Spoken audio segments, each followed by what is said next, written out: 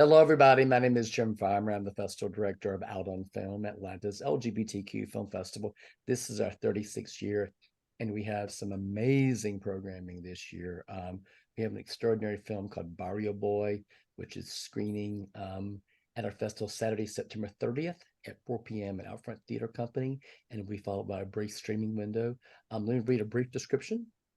A Latinx barber in a macho world faces a tough road ahead when an attraction develops for a handsome stranger during a hot and sweaty summer in Brooklyn in Dennis Shinners' film Barrio Boy. I am so happy to have writer-director Dennis Shinners and Crystal McIntosh, who is a producer. Thank you so much for joining us. Thank you. We're so happy to be here. Yeah. Yes, thank you so much for having us. We're so excited to be a part of Out on Film in Atlanta. And Crystal is from the ATL. Yay! Yeah, well, I'm originally from New York, but just moved to Atlanta this past year. Oh, so, nice. But I love it here. I love it here. That's great. Well, let's talk about the film. I mean, obviously, I know that there was I guess, Dennis, just tell us a little bit about the fact that, there was a short film quite a while ago. It was a bit ago, and what we figured, we kind of reverse engineered. What we figured is no one's going to read a 70+ page script from a nobody, but they might read, in terms of like investors or fellow producing partners, but they might watch a 7-minute short film. Yeah. So we took a kind of a sliver from the screenplay and adapted it into the short film format, and we're grateful for, it played quite well around the world, actually. And while it didn't lead us to the magical pot of gold funding, it did bring in interest and a lot of very talented people, both in front and behind the camera, to come on board our little party for very little money, and get in the sandbox with us. Great. So, I mean, how long exactly did it take from the time you made the short film to you finished? Apparently it was a lot longer than you thought it was going to take. Yeah, we walked into every indie cliche minefield, tar pit, hurricane, and you start out thinking, oh, well, we're smarter than that. We've learned all the potential pitfalls and everything. I would say, let's see, the short came out in 2014.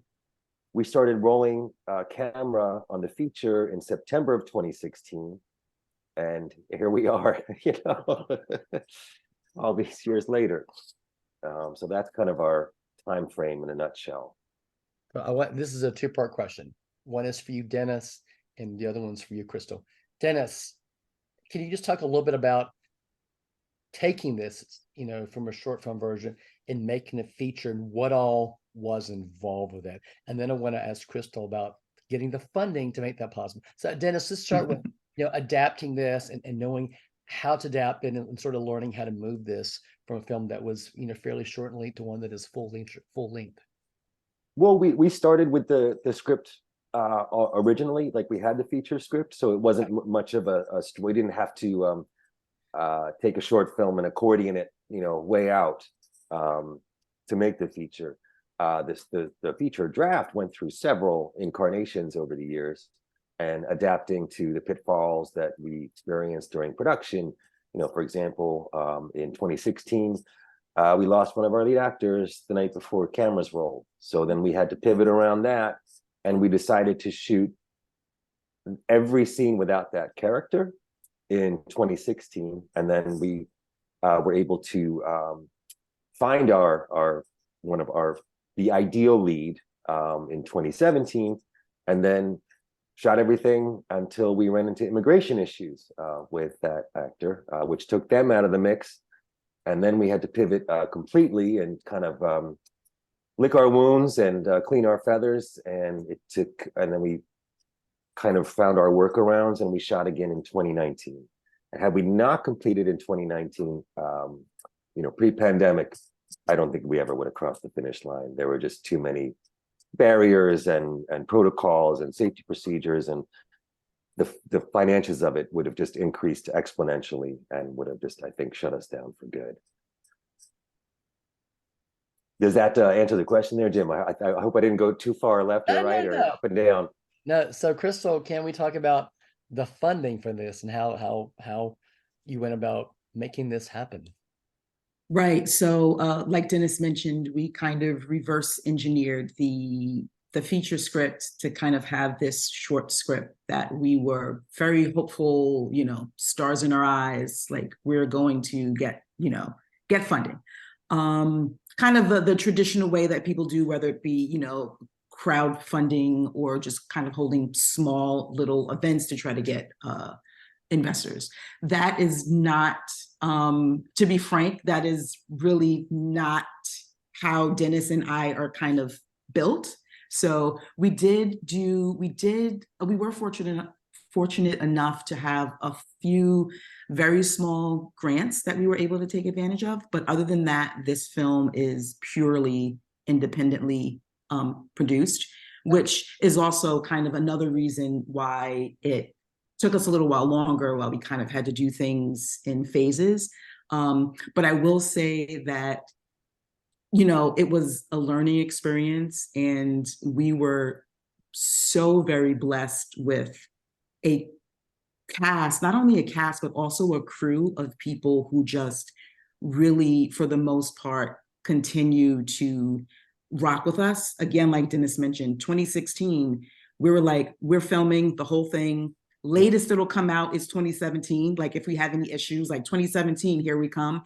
And then, we didn't finish the film until 2022. So it's like people's lives have changed. They're on to different things, but they are still kind of, really pushing for us, supporting us, and, looking forward to seeing this on the screen. And we really just wanted to do them justice and kind of to get their performances out, because they were so good. So long story short, funding purely independent, looking in under mattresses, couch cushions, that type of thing, to kind of like, fund it and then kind of get us into the next day of filming into the next phase. Okay.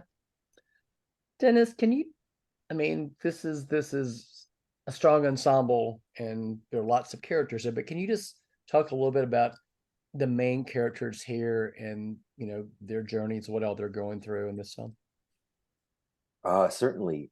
The characters are fictional. They're not based on anyone in my life or anything like that. But I think personally what interests me is what happens when two people meet. Yeah. And are they going to, and what type of for someone that may stick around a little bit in your life, and what the nature of that relationship is going to be, and also, is it going to be a harmful one, a productive one, one that elevates each other, or the imbalances of it all. I think primarily it's Kike's journey, our lead, the lead barber in the film, and I think for him, it's his journey in dealing with the cost of shame and the cost of self-acceptance, and which road are you going to choose, and the cost of maintaining either of those. And not saying one is right or wrong, and I think also it's a story. I think also the other characters are affected by our villain, and what the cost is of having people that treat you poorly in your life. And I think it's primarily for everybody involved. What happens when you outgrow the people in your life that you've been around for a long time? Sure. Hopefully that didn't sound like some overspeak. And it's thank you. This is one of the first opportunities, and we're so grateful to be speaking about this for one of the first times, especially in the States. So thank you.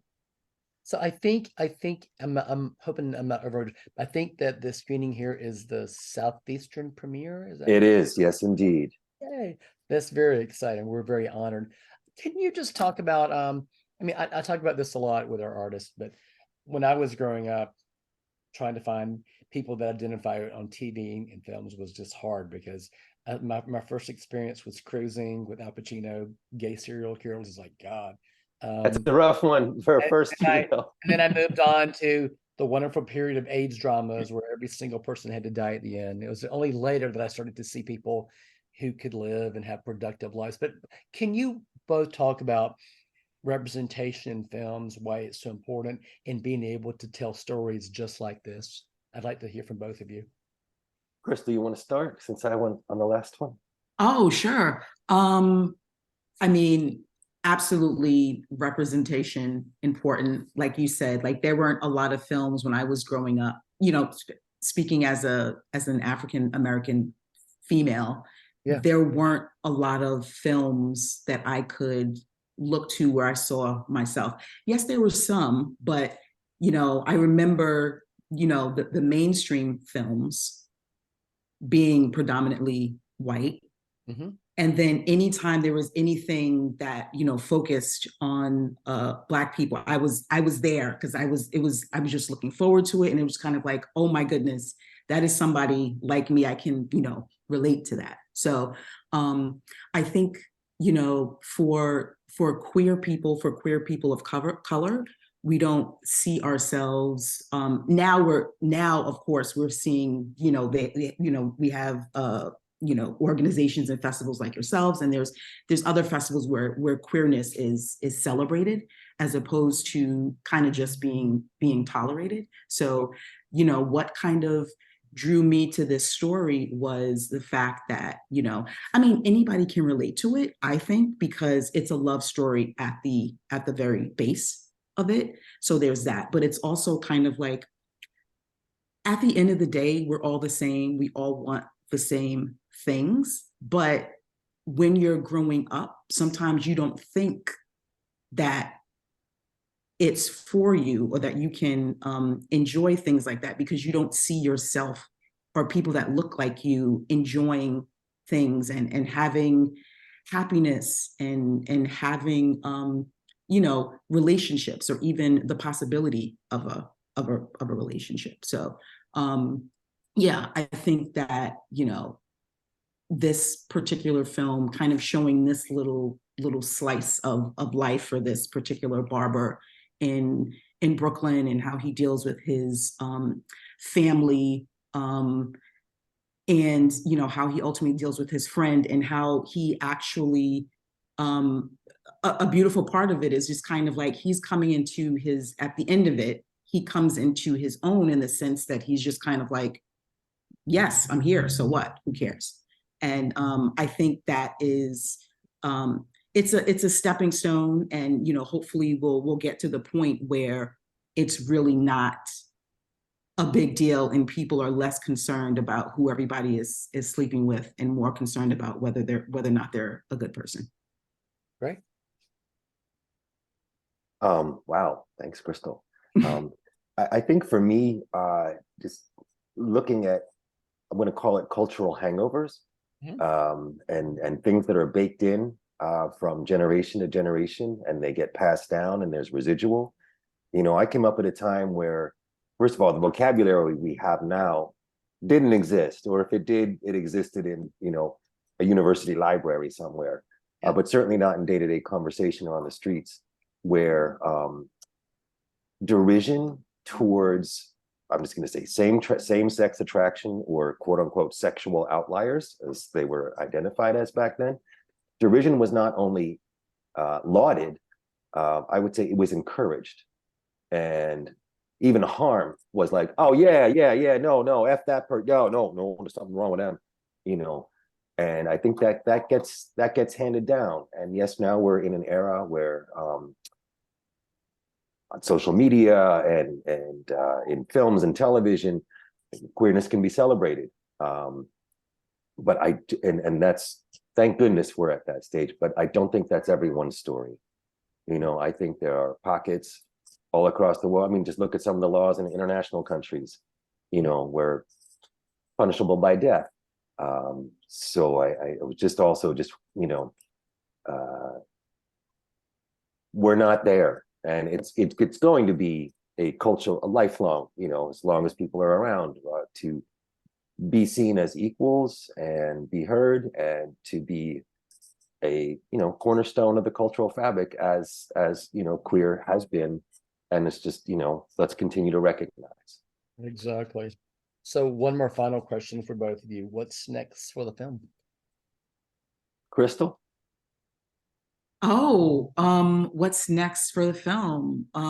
There's a few other festivals on the docket, Seattle being one of them. Dennis, you can remind me of the official name of that Seattle festival. Latino Film Festival. Seattle Latino Film Festival. And we've also, our friends in Italy, the Open Reel, acquired us for international sales. Nice. And through them, we're looking at other territories. But it's officially been announced, just not too far out in the market, but Breaking Glass Pictures has taken on the film for the US. Congratulations. Oh, thank you. Thank you Thank very you. much. We're excited to be a part of their family. It is such great news. Congratulations. I know that it's been a long road, so I'm now you can enjoy this and congratulations. The film is Barrio Boy, which screens as part of Out on Film Saturday, September 30th at 4 p.m. at Outfront Theater Company, followed by a brief streaming period. And Crystal McIntosh, the producer, will be present for that. Thank you, Crystal, for talking to us today. Thank you, Dennis, Absolutely. producer, writer, director for this. I'm sure audiences are really going to like this. Thank you so much, Thank Jim, you and so thank you much, so Jim. much to your team. Thank you so much. We really appreciate Yes, it. your team is fantastic. Thank you so much. We look forward to meeting you tomorrow night. Excellent. All Absolutely. right. Thanks Take so care, much. everyone.